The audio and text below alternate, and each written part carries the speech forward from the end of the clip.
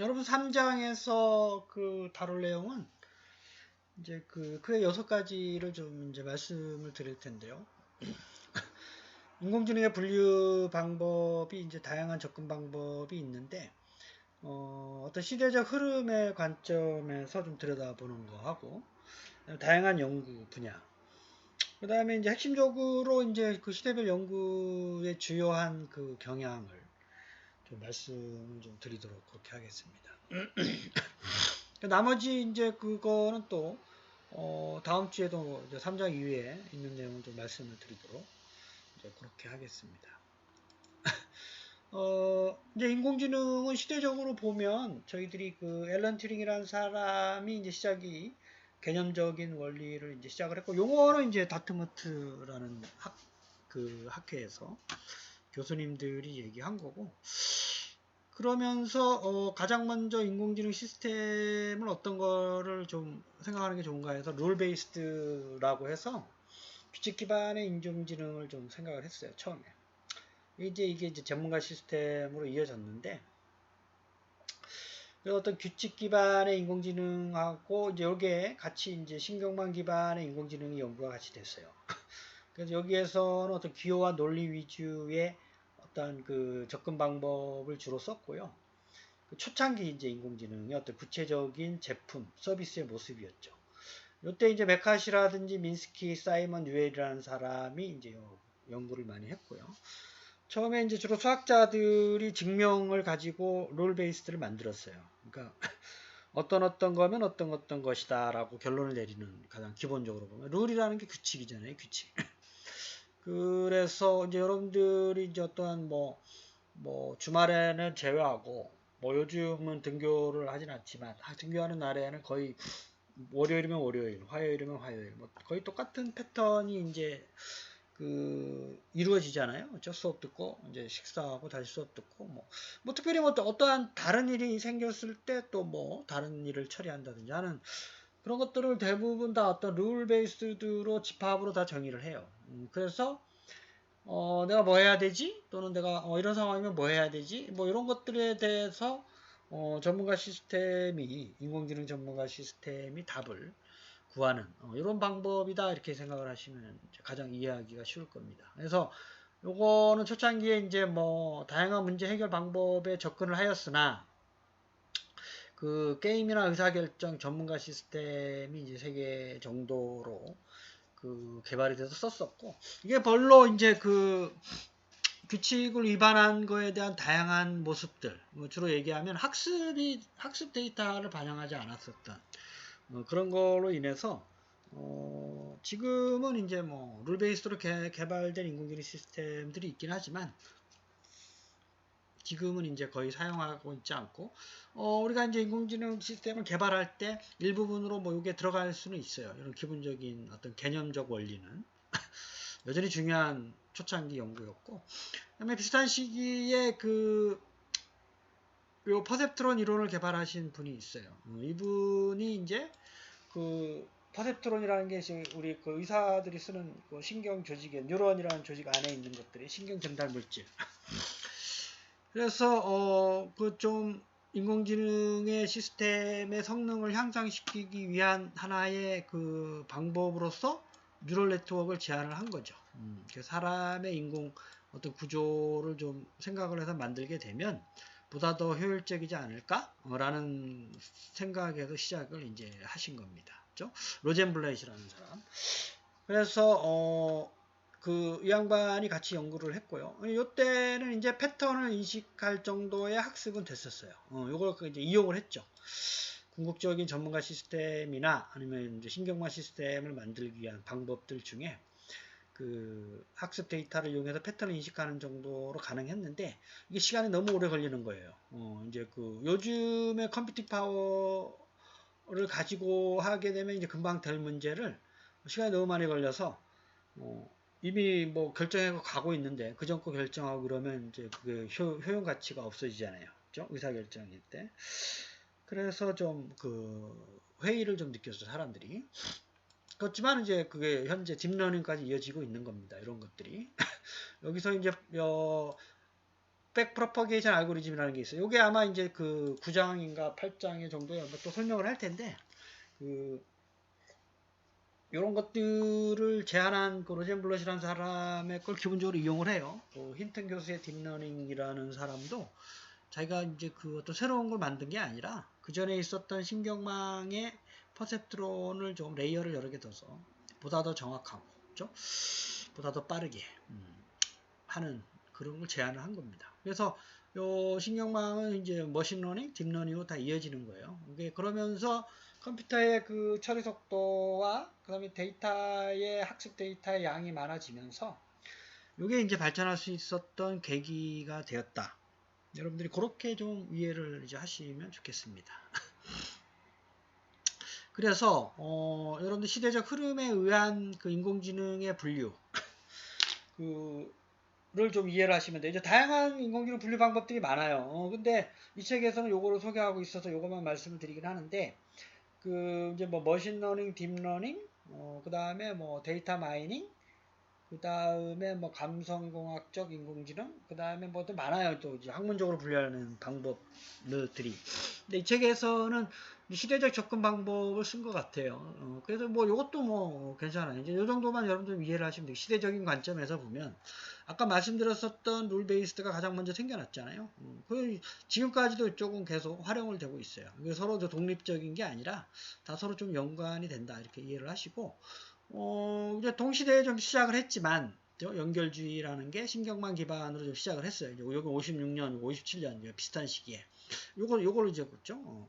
룰 베이스드가 계속 이제 이렇게 되고 있고 동시대에 점선으로 표시한 게 아직 제품이나 이런 데는 안 나왔고 이론적으로만 나왔는데 이게 이제 그 심층 신경망으로 들어가면서 머신러닝에 적용이 되고 있어요. 그래서 이제 뉴럴이라는 게 그 여러분들나 저나 이제 사람들의 뇌의 구조, 뉴럴 네트워크. 그게 이제 인공지능이라는 말하고 좀 이렇게 와닿는 거죠. 그러니까 사람이 사고하는 거를 기반으로 만든 거예요. 그래서 뉴럴 네트워크라고 하고, 요게 이제 머신러닝으로 발전을 했고, 요게 신경망 기반, 요거는 이제 좀 통계적 AI라고 좀 이렇게 연결을 해놨잖아요. 수학적, 그죠? 뭐 마코프 프로세스, 하이브리드 마코프 프로세스, 서포트 벡터 머신이라는 게 있어요. 요것도 아마 책의 뒷부분에 설명이 좀 되어 있습니다. 그 다음에 이제 딥러닝의 딥 뉴럴 네트워크. 이렇게 이제 발전을 하고 있어요. 통계적인 거는 뭐 여기도 다 적용이 됩니다. 기본적으로 수학, 이게 다 수학이나 통계적 기법을 다 쓰고 있어요. 데이터 마이닝 기술을 포함해 가지고.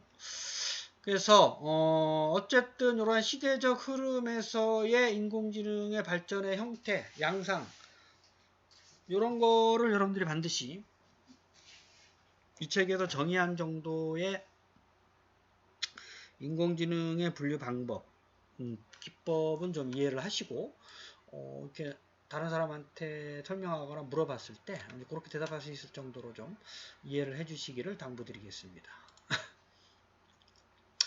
그래서 신경망 연구는 이제 어쨌든 룰 베이스드 AI와 같은 시대에 시작을 했어요. 그래서 이제 규칙 기반은 어떠한 상황이 어떠한 룰에 어떻게 해야 되지에 주로 관심이 많았고 데이터에 대한 학습은 이때 당시 요건 논의가 안 됐었죠. 그래서 신경망 구조에 오면서 두뇌가 어떻게 학습하고 어떻게 작동하지 요걸 차가를 했고 초창기에 이제 패턴 인식 쪽에 많이 좀 이제 그렇죠? 문자 인식, 음성 인식 뭐 이런 거에 그러다가 이제 지금까지 발전을 하고 있는 거고 사람이 생각하고 있는 원리를 이제 적용을 했다. 뉴럴 네트워크가 그렇게 생각을 하시면 되겠습니다.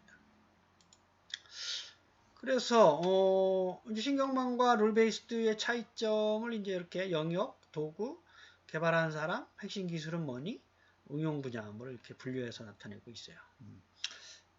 그렇죠? 그래서 뭐 이거는 뭐 기호 연결, 기호라는 게 수학적 기호로 생각하면 돼요. 주로 집합 셋 시어리를 기본으로 해가지고 많이 적용을 이제 하고 있어요. 또 요거는 이제 민스키와 메카시, 로젠 블럿이라는 그 퍼셉트론 이론을 개발하신 분. 이거는 요즘 이제 머신러닝과 딥러닝으로 발전하고 있고, 요거는 주로 추론 시스템, 어떻게 하면 어떻게 될 것 같아. 그렇죠? 그래서 뭐 신경망이 규칙 기반 인공지능 시스템보다 성능이 우수하고 효율적이긴 하지만 다 그런 건 아니에요. 그렇게 또 오해를 하실 수가 있는데 여전히 규칙 기반의 인공지능의 어떤 알고리즘들이 효율적인 게 있습니다. 반드시 좋다라고 얘기는 못해요. 그러니까 좀 복합적으로 쓰는 거죠. 이거는 음성인식, 이거 문제 해결 전문가 시스템. 요 이제 책의 뒤에도 요 실습이 나오는데 요게 이제 컨볼루셔널 뉴럴 네트워크 기법을 이용해서 하는 방법이에요. 그렇죠? 책의 뒤에 실습 예제를 좀 참고를 좀 해주세요. 제가 교양 시간에는 학생들한테 이걸 좀 이제 해주고 있는데 여러분들은 뭐 뒤에 있는 책을 보면 쉽게 그 아마 활용할 수가 있어서 나중에 이제 좀 여유가 있으면 그 종합적으로 좀 설명을 하려고 지금 저희들은 이제 커마를 해야 되기 때문에 그렇죠? 그래서 이제 어쨌든 실습 뒤에 있는 거 한 번씩 좀 시간 나실 때 한번 들여다보길 바라겠어요. 그래서 룰 베이스드는 그 수학적 정리를 기본으로 합니다. 그래서 뭐 여기서 보면 높이가 밑변이 얼마인데 너는 요 빗변의 길이는 얼마라고 생각하니? 뭐 이렇게 얘기하면 이제 요 수학적인 공식을 좀 알아야 될 거 아니에요. 뭐 이런 게 가장 기본적인 거고 모든 그 어떠한 문제 해결이나 전문가 시스템의 원리를 다 수학적 정리로 갖다 놔요. 그럴 때 이제 집합 이론을 많이 쓴다는 거죠. 여러분 집합 그 수학 시간에 배웠었다. 그래서 그걸 가지고 문제를 해결하려고 접근하는 거고 전문가 시스템도 가능한 한 그렇게 하려고 하는 거죠. 그러니까 학습을 배제한 거죠. 그러다 보니까 어떠한 그 성능이나 효율성 측면, 수학적으로 증명된 거는 뭐 크게 뭐 문제가 없지만 그렇지 않은 것들이 있잖아요. 그런 거에 대해서는 이제 좀 예측을 불정확하게 하는 거죠. 어떻게 될 것 같아? 미래에 집값이 어떻게 될 것 같아? 주식이 어떻게? 이거는 수학적인 이론으로 어떻게 될 것 같아를 예측하기 쉽지 않아요. 그래서 이제 학습 데이터 가지고 하면 그래도 좀 정확도가 좀 있다. 라는 점에서 좀 했고 게임 같은 게 대표적인 거잖아요. 이게 쉬운 게임일수록 뭐 룰 베이스를 적용하기 쉽죠. 이제 그런 거죠. 이것도 뭐 복잡한 게임이나 경우의 수가 많은 경우는 좀 어려워지지만 그죠? 그래서 이제 입증이 됐잖아요. 그게 알파고에서 또는 체스에서 롤 베이스로 하는 것보다 학습으로 하는 뉴럴 네트워크가 더 성능이 좋다라는 거 벌써 입증이 돼서 사용하고 있습니다. 이제 그 로젠블렛 시작된 신경망 구조는 이제 요 그림이 이제 나중에 이제 또 볼 거예요. 사람이 생각하는 사고, 그렇죠? 입력 데이터를 어떻게 가공을 하고 중간에 처리를 거쳐서 최종적인 데이터 중에 뭐를 선택할 거냐. 그래서 이게 이제 다층이라고 하는 게 이런 층이 여러 개 있대라는 거예요. 그렇죠? 딥러닝이라는 게 이런 게 또 여러 개 붙어 있어요. 딥이라는 거죠. 좀 더 많은 학습을 한다. 이렇게 생각을 하시면 되겠습니다. 그 10장에서 딥러닝을 좀 자세하게 살펴보도록 하겠습니다. 자, 우리 그 신경망은 기본적으로 학습을 해요. 학습 데이터를 아까 여기서 보면 이런 학습 데이터를 다 넣는 거예요. 그걸 가지고 이제 처리하는 거고, 예측하는 거고, 추론하는 거고, 문제 해결하는 거고, 전문가적인 지식인 것처럼 보이는 거죠. 그래서 지금도 그렇지만 여기 세 가지가 관심이에요. 가장 큰 관심.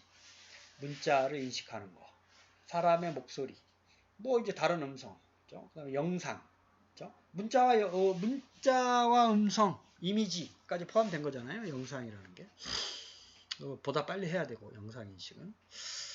그래서 전문가 시스템에서는 이제 이런 식의 접근까지는 힘들었어요. 그래서 간단한 문자 인식도 그 당시에 개발을 했지만 음성이라든지 영상 인식에 대한 접근은 뉴럴 네트워크에서 많이 이루어지고 있다. 요즘도 이제 요 세 가지 분야는 여전히 연구 개발 중입니다.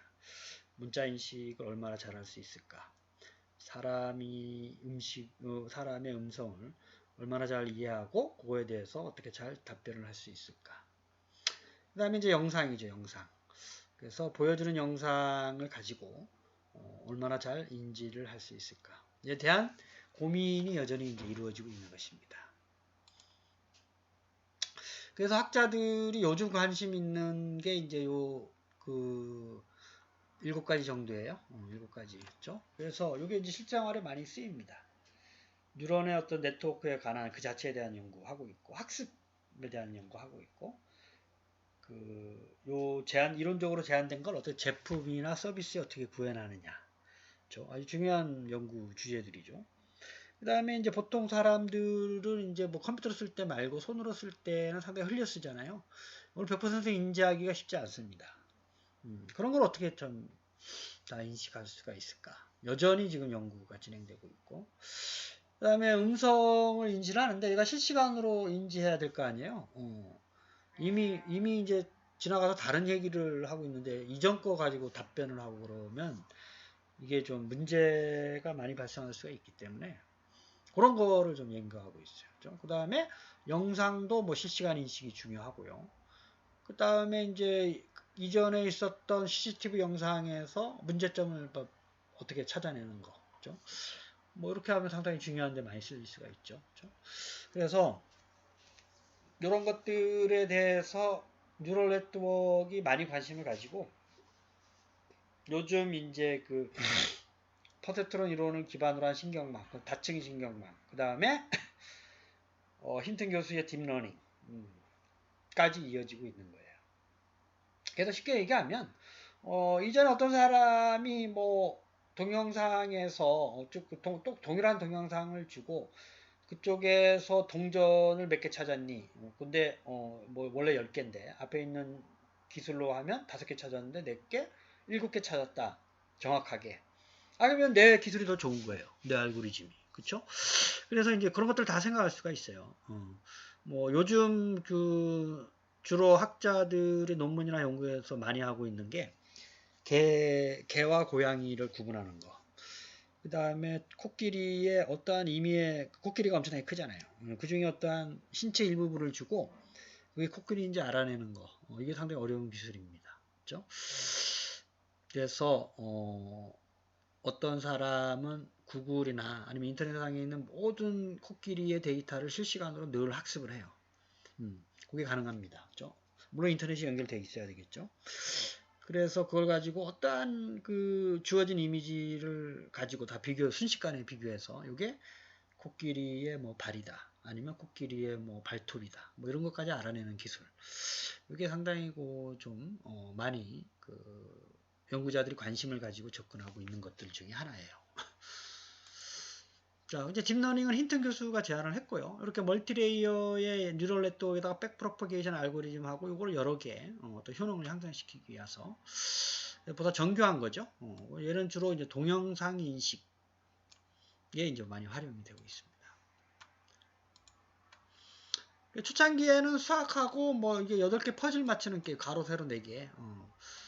그 이제 미국에 있는 초등학생들이나 어린 학생들이 많이 하고 있는 게임이에요. 이걸 이제 주로 롤 베이스드에 처음에 적용이 됐었고, 우리 그 체스라든지 이제 그 신경망을 이용한 문자 숫자 인식 이런 게 이제 보다 좀 복잡한 거죠. 그렇죠? 그리고 이제 1개 쌓기, 2개 쌓기, 3개 쌓기, 그 다음에 자기가 4개 쌓아야 되는 거 아는 거죠. 5개, 뭐 이렇게 규칙을 찾아내는 겁니다. 규칙을. 자, 우리 그 IBM에서 그 체스 게임을 개발한 사례는 상당히 유명한 거예요. IBM에서 체스, 그다음 퀴즈쇼. 그러면서 이제 그 IBM에서 왓슨은 이제 그 딥블루라고 해서 퀴즈쇼 다음에 이제 의료 쪽으로 갔고, 그걸 이어받은 게 구글의 알파고. 그렇게 생각을 하시면 돼요. 그래서 이 체스 게임도 상당히 다양하죠. 다양한 경우의 수가 있기 때문에 컴퓨터에 구현된 인공지능 체스와 사람과의 경기를 할 때 당연히 이제 그 초창기 버전은 그 사람이 많이 이겼죠. 그러다가 카스파로프라는 사람이 있어요. 아직도 저기 살아계신 분인데 러시아 분인데 아마 망명을 하셔가지고 다른 나라에 계신 분인데 어쨌든 체스 게임이 1인자예요. 그러니까 우리나라의 이세돌 같은 분인데 IBM에서 개발한 체스 게임이 그 사람을 이제 1997년인가요? 뭐 완승을 했어요. 그 전에는 이제 그 IBM이 개발한 요 체스 게임이 이기지 못했는데, 그죠? 그러면서 이제 요거는 이제 그만하고 사람을 이겼으니까, 그 다음에 이제 퀴즈쇼로 간 거죠. 그래서 이제 퀴즈쇼도 그 사람을 그때 당시에 미국에서 퀴즈 1등한 사람이 이겼기 때문에 상금 1등을 달성했기 때문에 그거 이제 또 그만하고 IBM에서 이제 그렇게 된 거예요. 그러면서 이제 시스템 안정화를 거쳐서 지금은 이제 사람의 의료, 암 진단, 그다음에 시술 방법, 뭐 이런 것들을 제한을 하는 의료 장비를 개발하고 있습니다.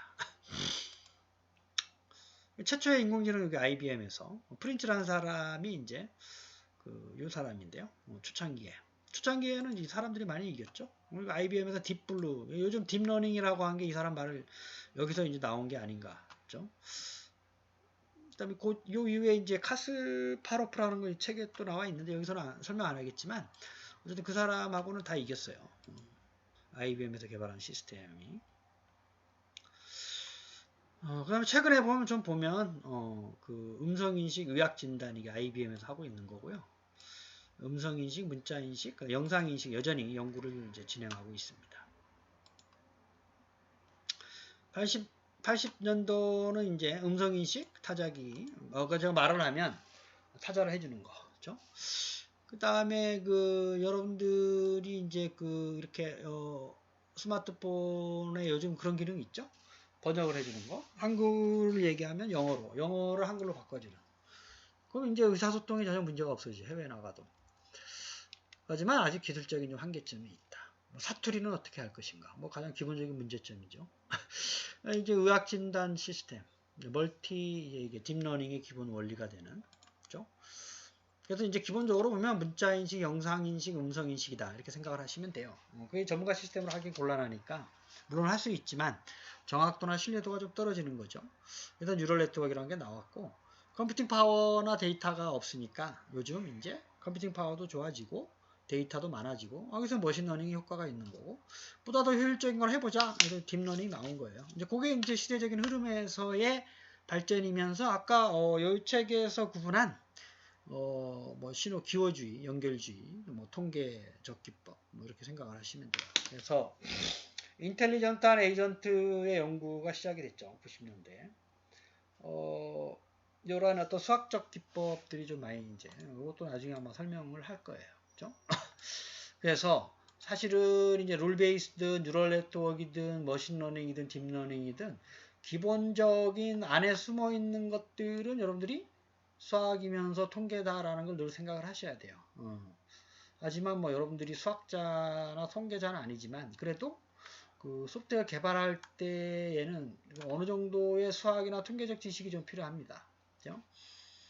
물론 없으면 좀 이제 공부를 하면 충분히 가능하겠지만 요즘은 이 알고리즘들이 워낙에 소프트웨어 개발자들이 개발한 게 많아서 근데 이제 그걸 이해를 해야 되잖아요. 내가 하려고 그러면 좀 수학적, 통계적 백그라운드, 배경이 있으면 좀 빨리 이해할 수가 있는 거죠. 그렇죠? 시간 나실 때 수학이나 통계적 기본적인 과목을 좀 수강을 하시면 좋아요. 나중에 이해를 하기 위해서. 궁극적으로 저희들이 이제 인공지능의 미래에는 지능형 에이전트인데요. 요게 시스템이 됐든 무슨 서비스가 됐든 로봇이 됐든지 간에 사람하고 똑같은 거예요. 그러니까 현재에 있는 환경을 인지하고 행동으로 옮기는 저희들이 그렇잖아요. 그렇죠? 제가 이렇게 사고하고 말을 하고 마우스로 움직이고 볼펜을 들고 제스처를 취하고 이런 것들이 사실 사람이 하는 거잖아요. 이제 그런 것들을 이제 만들어 보겠다라는 거죠. 사람처럼 사람보다 더 똑똑하게 되겠죠. 그게 입증이 됐잖아요. 다양한 분야에서. 그렇죠? 그래서 어떤 사람들이 관심 있어 하는 게 보통 이런 거다 이렇게 생각을 하시면 되겠습니다. 그러니까 요즘 2000년도 근처에 힌튼이라는 분이 이제 튜링 테스트에서 상을 받으면서 2018년에 어떤 딥러닝이라는 학습 알고리즘을 제안을 했어. 가장 최근에 많이 연구되고 있는 분야입니다. 그 다음에 IBM에서는 왓슨이라는 게 퀴즈쇼에 올랐고요. 그 다음에 16년에 알파고. 그렇죠? 자, 이제 AI가 성능이 좋아지는 게 두 가지라 그랬죠? 컴퓨터 성능이 좋아지고 데이터가 많아지고 데이터 처리가 빨라지고. 그래서 빅데이터 시대가 AI 시대를 뒷받침해주고 있는 겁니다. 발전을. 컴퓨팅 파워도 그렇고. 그래서 우리가 이제 인공지능이라는 과목을 이제 여러분들이 지금 이제 1교시 정도 얘기하고 있지만 상당히 많이 중요한 어떤 이론들이 다 수학이나 통계적 지식이면서 데이터 분석을 좀 이해할 줄 아는 그런 사람이 인공지능 개발을 하게 되면 보다 더 빨리 할 수가 있어요. 그래서 늘 관심을 가지고 학습을 좀 해주시기를 당부를 말씀을 드리겠습니다. 여러분 1교시 수업을 마치겠습니다. 감사합니다.